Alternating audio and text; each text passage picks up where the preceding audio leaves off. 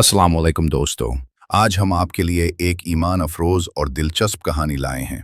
ये है असहाबे कहफ की कहानी, जिन्हें कुरान पाक में भी याद किया गया।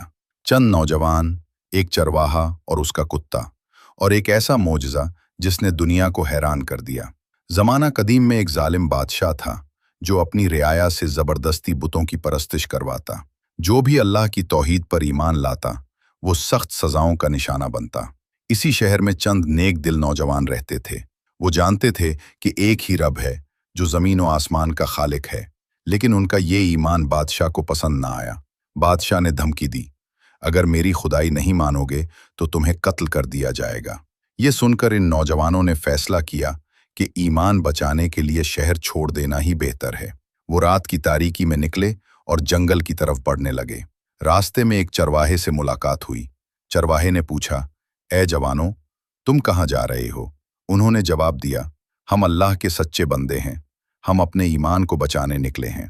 चरवाहा बोला, मुझे भी इस झूठे बादशाह की खुदाई पर यकीन नहीं, मुझे भी अपने साथ ले चलो।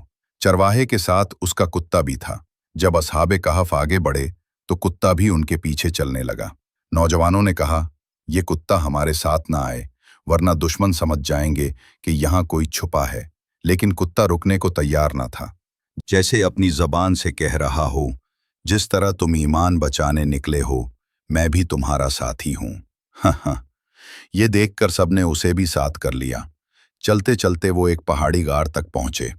गार छोटा सा था, लेकिन अल्लाह की पनाह के लिए काफी। वो सब अंदर जाकर अल्लाह से दुआ करने लगे, ए रब, हमने अपना सब कुछ तेरे हवाले किया, अब हमें अपनी रहमत अता फरमा और हमारे लिए निजात का कोई रास्ता बना। अल्लाह ने उन पर एक खास नींद तारी कर दी, ऐसी नींद कि न भूख थी, न प्यास, न थकन, न कोई खौफ।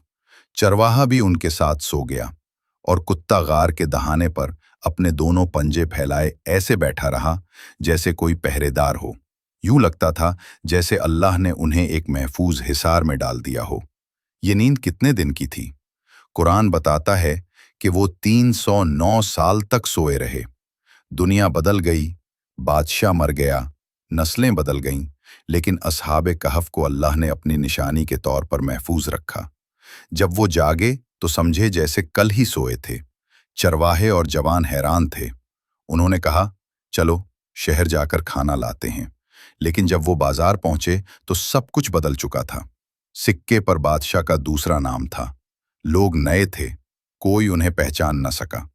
उस वक्त लोगों को यकीन हुआ कि अल्लाह जिस तरह असहाबे कहफ को 300 साल बाद जिंदा कर सकता है, वैसे ही कयामत के दिन सबको जिंदा करेगा।